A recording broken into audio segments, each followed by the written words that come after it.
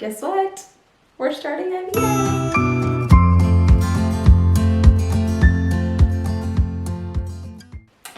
Hi everybody, welcome back to our channel. Today I just wanted to talk about IVF and the fact that we'll be starting IVF this cycle, so we're so excited. I guess I should probably backtrack and talk about how we got to this point.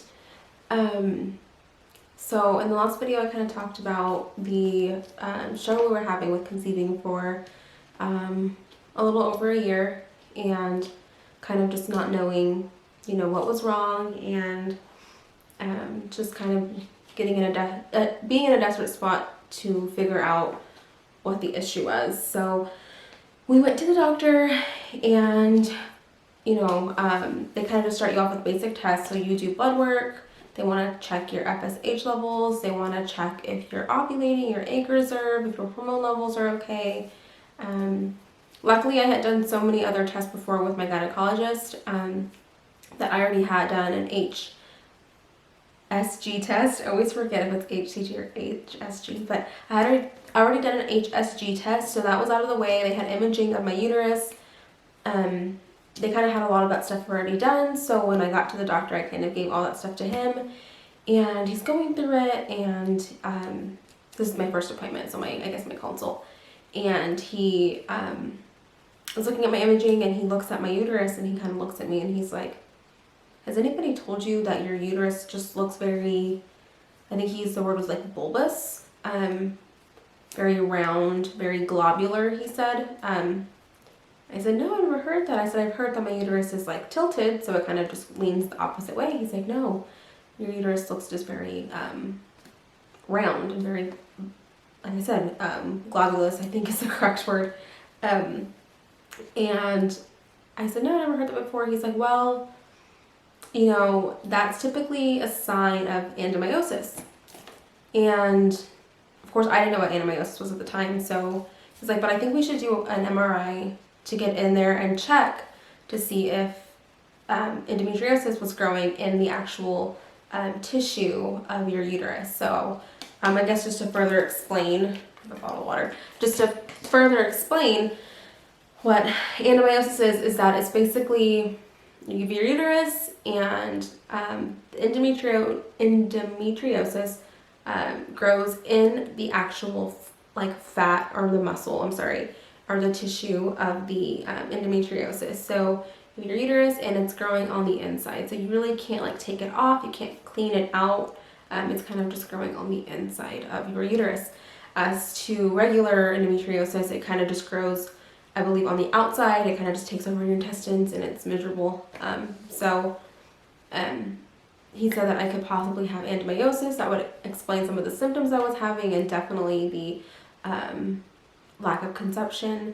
He said, or you could have polyps, could also explain your heavy periods and prolonged periods, and your late cycles. So he kind of had some ideas. He's like, well, let's schedule an MRI. He's like, I'm 99% sure it's adenomyosis just by this imaging. He's like, I can't tell you for sure because I wasn't the one in there looking at your uterus, but just from the photos it really looks like it. So that was that. At the same time, we also ordered my husband's testing, which of course, if you're going to go to the doctor, you have to get testing for the both of you, because it does take two. So we had ordered his test, and he was scheduled to go in the next couple of weeks to do his. But in the meantime, I was getting my blood work that day, and I was also scheduling an MRI for the next couple days out. So I did my blood work. Blood work came back really good. I had good egg reserve. All of the levels are really fine, are really good, and come the next couple of days, I was going in for the MRI. I went in for the MRI. Of course, they, you know, you go in and they have to put the dye so they can see what's happening down there, what it looks like. So I did the imaging. I was so nervous that day. I remember like just, I could not stop shaking. I was like, I felt like I was like convulsing because I was just so nervous that it could be endometriosis, because there's just so many bad things said about endometriosis, and it's actually really sad, the people that do have it, because it's really, really hard to carry your child and have a healthy pregnancy, from what I read. And I was just so nervous. I was just praying, and I just kept telling myself, you know, it's gonna be worth it. This is what we have to do. And I was just praying the whole time, singing worship songs in my mind, because the MRI machine is just so loud. You can hardly hear your thoughts. It's so loud. So I'm just praying. And I did the MRI. They sent the images into the doctor. And a couple days later, they called back and said everything looked good. No endometriosis, no polyps. Everything was, you know, looking good. So I was so relieved. But now I was kind of like, well, what's the issue, right? So, trying to figure out what's going on. So my husband gets his test results back, and we come to find out that we do have male factor infertility. I feel like I'm skipping around a lot, but it was just, the process is just, it feels like it's all over the place, and I'm sure a lot of you understand that you go in, do so many different appointments, so many consults, so many testing, and just like kind of just all blends together. So my husband did get his results back, and we were diagnosed with male factor infertility.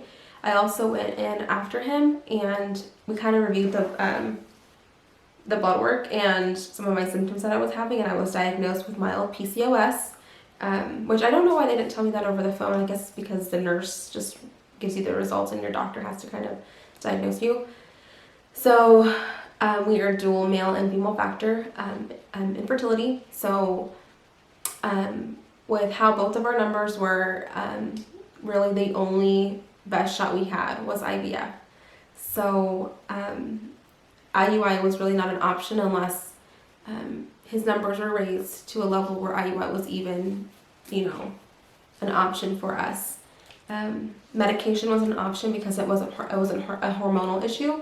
So Clomid or Femera, I can't remember the exact names of these medications, but the medications wouldn't have been an option for us just because, like I said, none of this was really hormonal. So it really wouldn't have fixed the issue. We went in, of course, for follow-up testing and just different appointments. And we came to the conclusion that IVF was just going to be the best thing for us, and jumping right in. Especially because I believe if you are paying through insurance, sometimes some insurances require you to do like 2 rounds of IUI and then jump into IVF. It just depends on the insurance that you're going through. But since we're not going through insurance, and we just know we want a pregnancy at the end of this, we knew IVF was going to be the best option for us. So that's what we went for. And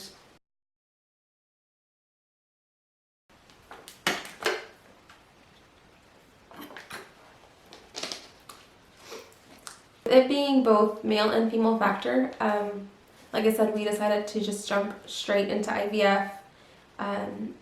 I think it was just the best thing for us.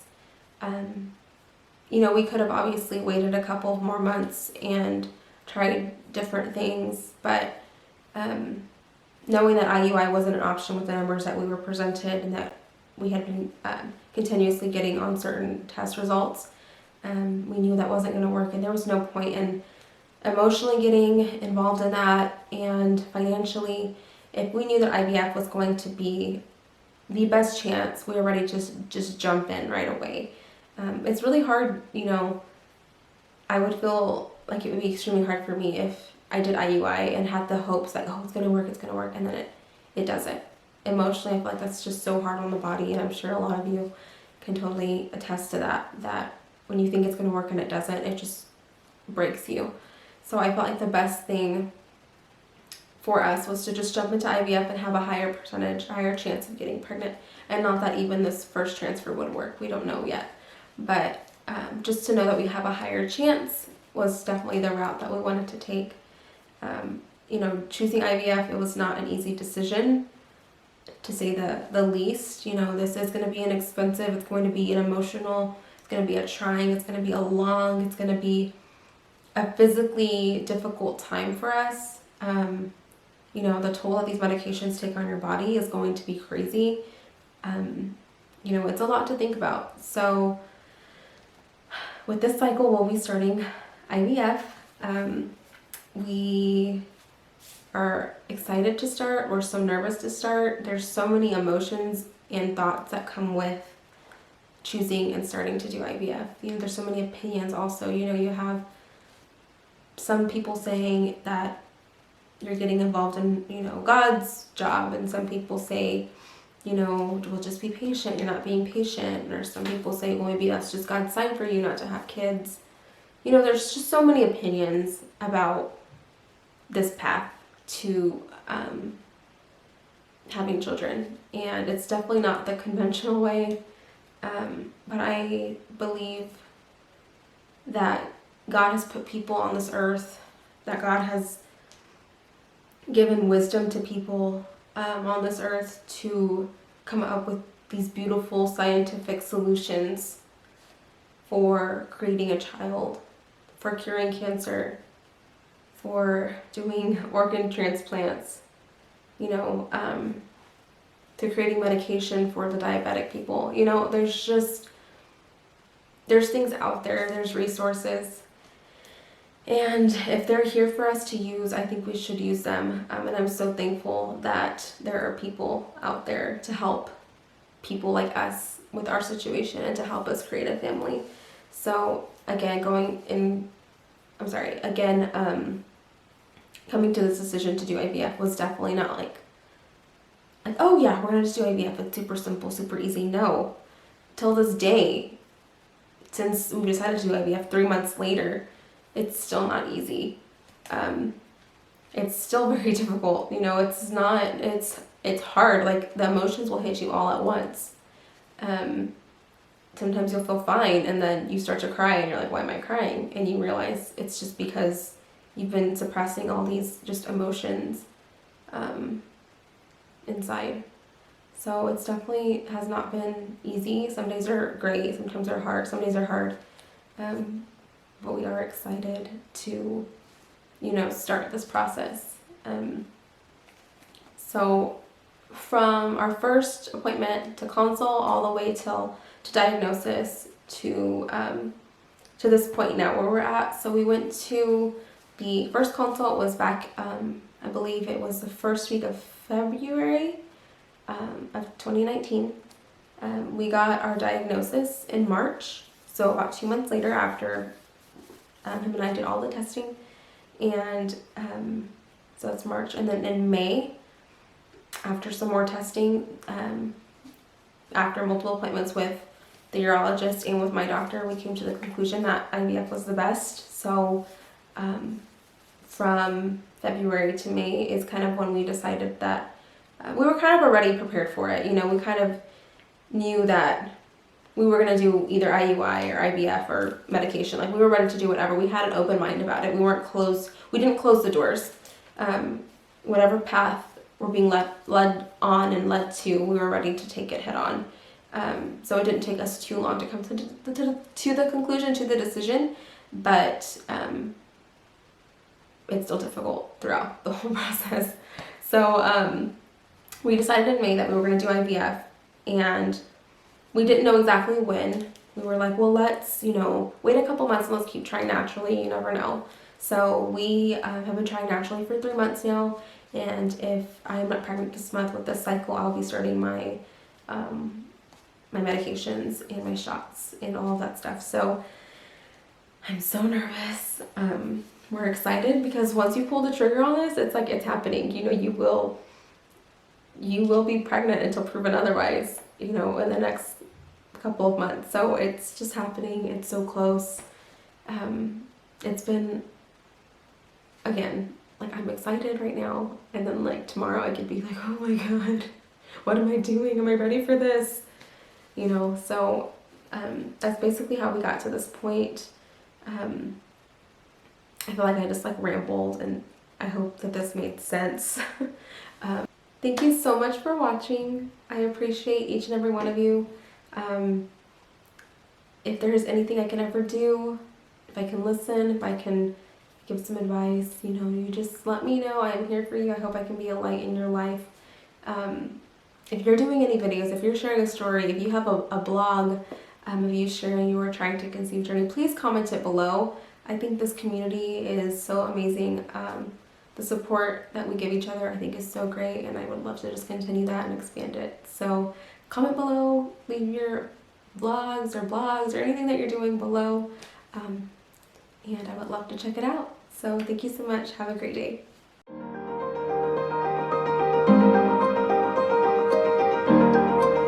Oh,